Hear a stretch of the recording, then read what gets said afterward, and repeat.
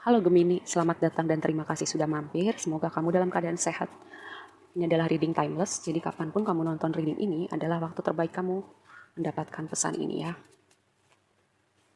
Oke, kayaknya banyak ya yang dapat pesan ini tuh. Kayak ada sesuatu, ini kayak tema kolektif gitu loh, karena beberapa zodiak udah dapat pesan yang sama.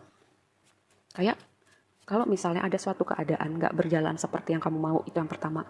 Atau kamu kecewa, kamu kehilangan sesuatu. Kayak kamu, ibaratnya kayak kamu kehilangan kesempatan. Atau ya gitu deh, ketika keadaan nggak berjalan seperti yang kamu mau ya, dan kamu kecewa. Lihat, ini kalau kebaca, universe has a better plan for you, not now. Semesta punya rencana yang lebih baik buat kamu ya. Bahkan mungkin sesuatu yang lebih baik, lebih besar dari apa yang kamu bisa pikir. Ya, bisa jadi kalau saat ini kamu belum siap. Bisa jadi kalau saat ini itu nggak baik buat kamu. Dan kadang aku selalu tekan, bukan kadang ya, aku selalu tekankan, kadang pikiran manusia itu terbatas untuk mengerti jalan pikirannya Tuhan gitu. Kadang yang kita pikir terbaik itu ternyata ada yang jauh lebih baik lagi yang Tuhan udah sediakan buat kita. Itu yang kamu harus pahamin ya.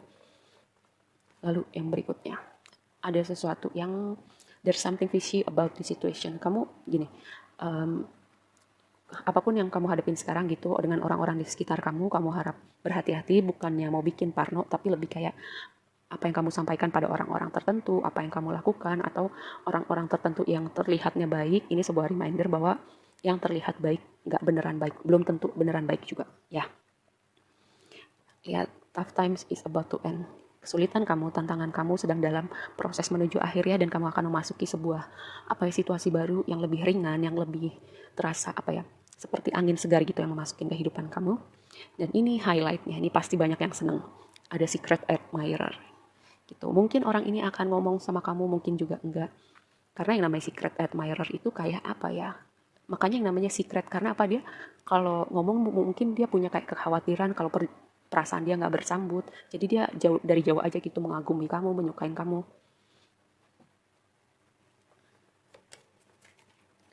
Oke, ini yang tadi aku bilang ya.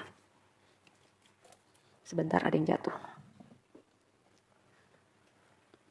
Ini energinya menarik sih buat kamu. Ya, yang pertama tadi aku bilang, nih, yang terlihat baik atau situasi yang kamu hadapin sekarang, kamu harap berhati-hati.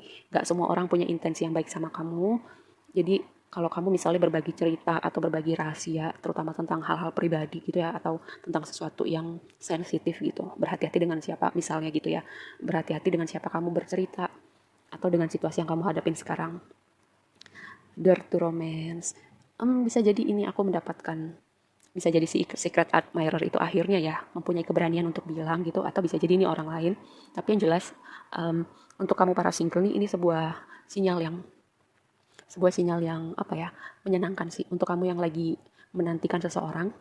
Lalu yang terakhir, cakra ketiga atau solar plexus, ini adalah apa ya eh, semangat hidup kita, willpower, ini berbicara juga ambisi. Kalau misalnya ini nggak seimbang gitu, kamu kayak nggak, self esteemnya terasa kurang, atau kamu nggak punya semangat hidup, atau kayak udah males ngapa-ngapain, ini sebuah reminder kalau misalnya yang tadi hal-hal aku sebutkan itu kamu sedang alamin sekarang gitu. Ini sebuah reminder ya untuk mengembalikan keseimbangan pada cakra ketiga kamu, pada semangat hidup kamu, pada motivasi self esteem kamu. Gimana cara mengembalikan keseimbangan cakra? Pertama bisa meditasi ya, lalu ada juga yang namanya track-track untuk cakra kita di YouTube, banyak, kamu silahkan cari gitu. Kayaknya aku juga udah bikin track-track meditasi untuk cakra di playlist aku, silahkan kamu cek. Aku nggak promo channel orang, tapi aku juga menggunakan track ini sih dari si channel ini, dan aku percaya kalau channel ini punya intensi yang baik. Yang pertama, oke.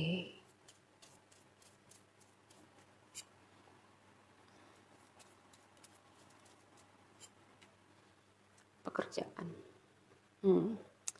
Apa ya? Ini tuh berbicara tentang sebuah hal yang tak terduga, sebuah ending juga, bahwa ada suatu situasi yang berakhir gitu. Ini berbicara tentang pertemanan, tentang loyalitas. Yang tadi aku bilang mungkin ada sesuatu dengan orang-orang di sekitar kamu. Pertemanan yang berakhir mungkin ya. Karena kamu akhirnya bisa melihat nih tentang sebuah situasi dengan orang-orang di sekitar kamu. Akhirnya kamu menyadarin. Dan itu membawakan sebuah membawakan sebuah chapter baru nih buat hidup kamu dan hubungan kamu dengan orang-orang ini. Lalu kalau ini berbicara tentang konteks pekerjaan atau tentang finansial, ini adalah sebuah konfirmasi yang bagus ya. Oke, mari kita bahas lebih lanjut. Money. Kalau misalnya situasi yang kamu hadapin sekarang itu terasa berat karena berhubungan dengan keuangan, nih, situasi ini akan segera berakhir ya dengan ini nih. Mungkin kamu naik gaji, kamu dapat bonus, kamu dapat kerjaan baru, atau apapun gitulah. Yang bahkan kamu mungkin gak duga sebelumnya. Queen of Wands. Di dasar deck ada Nine of Pentacles. Lihat ya, ini kartu Nine of Pentacles ini berbicara abundant, berbicara tentang orang yang strong, independent, dan abundant gitu. Dan kamu kerja keras, kamu terbayar dengan Nine of Pentacles ini ya.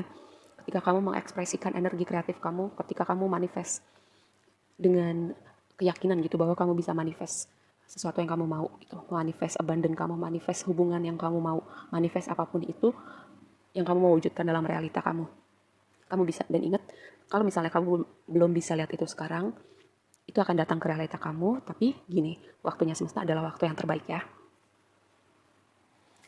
Sabar gitu, sabar. Kalau kamu belum lihat itu sekarang, bukan gak akan datang, mungkin ada yang lebih baik, atau mungkin nanti ketika kamu sudah siap. Four of Pentacles ini berbicara tentang melihat kondisi keuangan ini, kamu akan keluar dari situasi sulit ini ya. Dan dengan Six of Swords di dasar deck ini mungkin memerlukan kamu keluar atau meninggalkan situasi tertentu, misalnya meninggalkan hubungan tertentu. Ini juga bisa berbicara tentang yang tadi ya, karena ada tema sesuatu nih dengan orang-orang di sekitar kamu. Kamu sadar gitu, kamu perlu protect energi kamu, perlu protect waktu kamu. Mungkin kamu merasa selama ini kok aku udah memberi ya untuk misalnya pertemanan ini, untuk hubungan ini, tapi kok aku nggak dapet sebanding gitu dengan apa yang aku beri. Bukan berarti kamu itu kan ya, tapi akhirnya kamu sadar bahwa hubungan ini nggak seimbang, dan akhirnya kamu kayak mendapatkan momen pencerahan gitu dari Yang Maha Kuasa, dan akhirnya kamu memprioritaskan diri kamu terlebih dahulu, atau mungkin kamu mulai berpikir nih untuk cari pekerjaan baru. Kenapa? Nih, mungkin pekerjaan ini nggak sebanding dengan dedikasi kamu ya.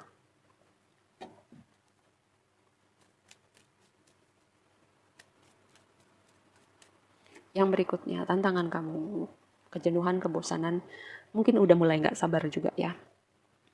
Atau mungkin ini memerlukan sebuah perspektif baru cara kamu melihat dunia gitu. Karena di dasar deck tuh lihat Eight of Swords ya, kamu nggak terjebak. Kalau Eight of Swords itu keluar, biasanya ada sebuah reminder. Pertama, kamu overthinking. Yang kedua, kamu merasa terjebak dalam situasi kamu. Tapi Eight of Swords itu berbicara bahwa kamu nggak terjebak, bahwa kamu overthinking, bahwa penjara itu atau keadaan yang terasa stagnan itu lebih kepada suatu mentalitas yang perlu diluruskan sih gitu, sebuah perspektif baru. Kamu hanya perlu sebuah perspektif baru dalam melihat situasi ini atau situasi yang sedang kamu hadapin sekarang ya. Eight of Swords ini sebuah reminder bahwa kamu juga berhak itu untuk sesuatu yang lebih baik, pertemanan yang lebih baik, pekerjaan yang lebih baik, apapun itu definisi lebih baiknya menurut kamu gitu ya. Dan mungkin itu bisa dimulai dari misalnya gini, dengan Coffin di sini ya, sebuah akhir itu bisa jadi kamu yang membuat keputusan gitu untuk mengakhiri situasi tertentu gitu. Kayak momentumnya itu ada di tangan kamu. Advice-nya buat kamu. Nih ya, ini bukan aku bikin-bikin ya. Lihat, udahlah, ini udah semesta yang berbicara sama kamu ya. Advice-nya, perspektif. Hangman mau di deck manapun selalu digambarkan sebagai orang yang kayak digantung kepalanya di bawah gitu ya. Ini berbicara tentang apa? Kalau orang yang digantung kepalanya di bawah, berarti dia melihat dunia juga terbalik gitu. Berarti ada sesuatu yang perlu diubah dengan cara kamu melihat dunia, cara perspektif kamu terhadap sesuatu hal. Ini ada yang perlu berubah gitu.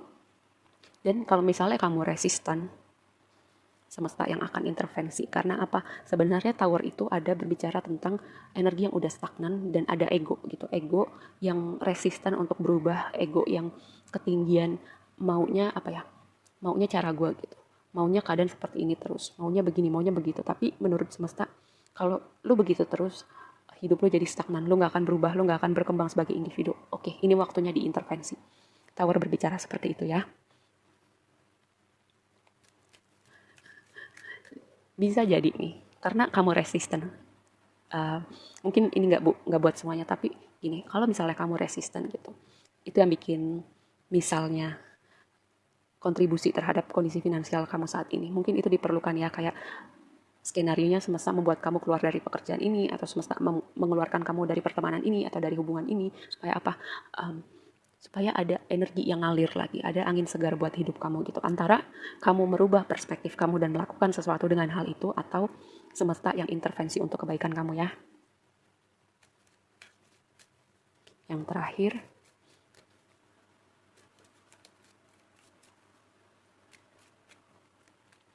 Queen of Swords.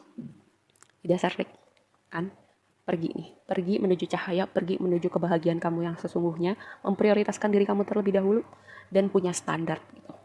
Gak masalah dengan Queen of Swords ini ya. Queen of Swords itu orang yang udah ngerti maunya apa, dia punya standar, dan kalau misalnya orang-orang atau situasinya nggak match dengan standarnya dia nggak segan untuk ngekat hal itu, ngekat orang-orang itu, dan dia nggak masalah untuk jalan sendirian karena dia punya prinsip. Bahkan mungkin dia nggak segan untuk jadi orang yang berbeda dengan situasi yang udah berlangsung lama, misalnya gitu di masyarakat. Itu contohnya ya dengan Queen of Swords. Ini sebuah reminder buat kamu. Segini aja dulu readingnya kali ini, semoga bermanfaat dan sampai ketemu di reading berikutnya. Bye.